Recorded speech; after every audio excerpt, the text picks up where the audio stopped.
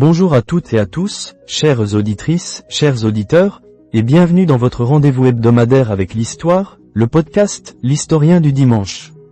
Prenez un bon café, installez-vous confortablement, car aujourd'hui, nous allons explorer le mythe d'une déesse un peu particulière, une figure discrète mais essentielle du panthéon grec, une déesse qui incarne ce que l'humanité a toujours recherché avec passion, la jeunesse éternelle. Nous allons parler d'Hébé. Hébé, son nom à lui seul évoque la fraîcheur, l'épanouissement. Elle n'a ni l'éclat guerrier d'Athéna, ni la ruse de Héra, ni la puissance vengeresse d'Artémis. Non, Hébé, c'est la douceur, la vitalité, le sourire des aurores printanières. Elle est cette part de nous qui refuse de vieillir, cette soif d'un « toujours jeune », qui pulse au fond de nos désirs les plus secrets. Et pourtant, comme beaucoup de figures secondaires, mais non moins fascinantes, elle reste souvent dans l'ombre des grands noms olympiens. Il est temps de lui rendre justice. Alors, qui est cette déesse de la jeunesse? D'où vient-elle? Quel rôle joue-t-elle au sein de cette cour divine, parfois si tumultueuse? Et surtout, quelle est cette histoire d'amour étonnante qui la lie à l'un des héros les plus célèbres de tous les temps? Accrochez-vous, car nous allons remonter le temps, direction le mont Olympe, ses ambroisies et ses secrets. Pour commencer, plantons le décor. Imaginez le mont Olympe, cette montagne majestueuse, éthérée, baignée d'une lumière douce et dorée. C'est là que résident les dieux, où se déroulent les banquets, où l'éternité s'écoule au rythme des rires, des intrigues et des décrets divins. Au centre de cette effervescence, il y a Zeus, le père de tous les dieux, le maître des cieux. Et à ses côtés, Héra, sa femme et sa sœur, la reine jalouse mais puissante. Hébé est leur fille, oui, la fille légitime du couple souverain, ce qui lui confère une position de choix dès sa naissance. Le nom Hébé vient du grec ancien He accent circonflexe Be accent circonflexe, qui signifie la fleur de l'âge, la sève de la jeunesse, la prime enfance. Tout est dit, elle est l'incarnation même de ce moment fugace et précieux où tout est possible, où la beauté est éclatante, la force intacte et l'esprit vif. Sa fonction première sur l'Olympe? Elle est la cup-bearer, la verseuse de nectar. Voyez-vous, ce n'est pas un simple travail de domestique, loin de là. C'est un rôle de la plus haute importance. C'est Hébé qui, avec sa grâce juvénile, sa démarche légère, remplit les coupes d'or des dieux de nectar et d'ambroisie. Et ce nectar, cette ambroisie, ce n'est pas n'importe quelle boisson ou nourriture. C'est ce qui rend les dieux immortels, ce qui maintient leur jeunesse éternelle, leur vigueur. Hébé n'est donc pas seulement une servante. Elle est la dispensatrice de l'immortalité, la gardienne de la jeunesse divine.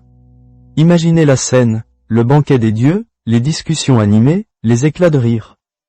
Et au milieu de tout cela, Hébé, drapé dans une robe légère, souvent un chiton blanc, tenant une nokoé, une sorte de cruche, et versant dans les coupes, d'un geste précis et élégant, le précieux liquide.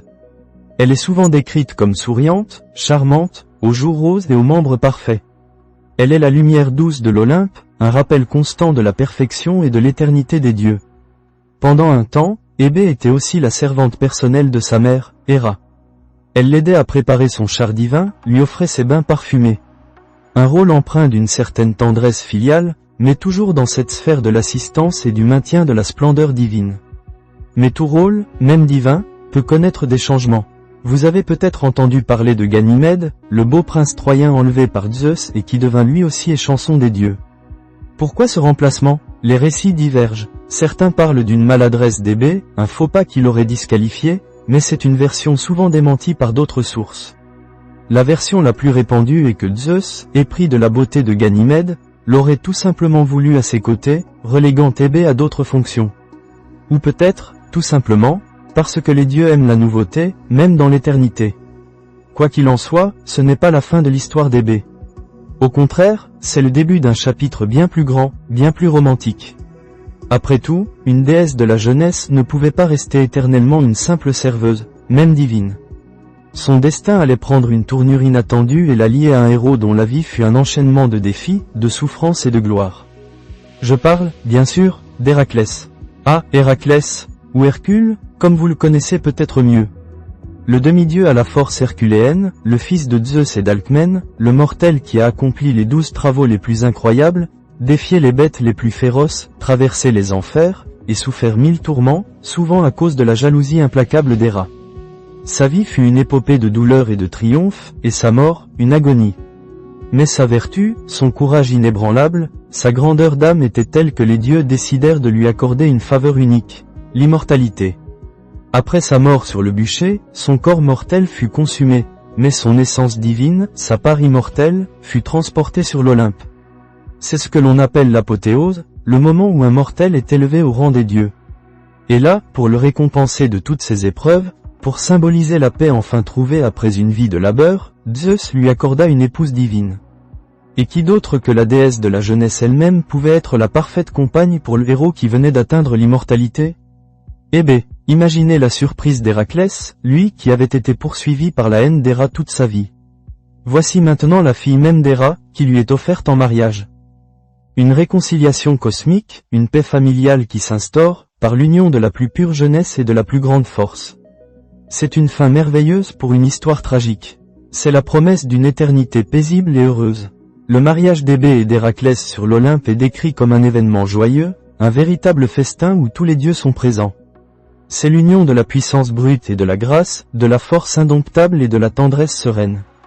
Héraclès, enfin libre de ses souffrances terrestres, trouve la paix et le bonheur auprès d'Hébé, qui lui offre cette jeunesse éternelle qu'il n'avait jamais vraiment connue dans sa vie de mortel. Ensemble, ils eurent 2 enfants, Alexiarès et Aniceto, des noms qui évoquent la force et la victoire. Mais ce sont des figures souvent oubliées, car ce qui importe le plus, c'est l'image de ce couple uni, symbole d'une récompense ultime. Héraclès, l'homme qui a conquis l'immortalité par sa force, et Hébé, la déesse qui incarne cette immortalité par sa jeunesse éternelle. Mais au-delà de sa biographie mythologique, que représente Hébé pour nous, aujourd'hui? Qu'est-ce que cette déesse nous enseigne? Hébé est l'incarnation de la jeunesse, certes, mais pas seulement la beauté éphémère. C'est la jeunesse dans son sens le plus profond, la vigueur, l'énergie, le potentiel, le renouvellement. Elle est cette force vitale qui nous pousse à nous lever chaque matin, à entreprendre, à rêver.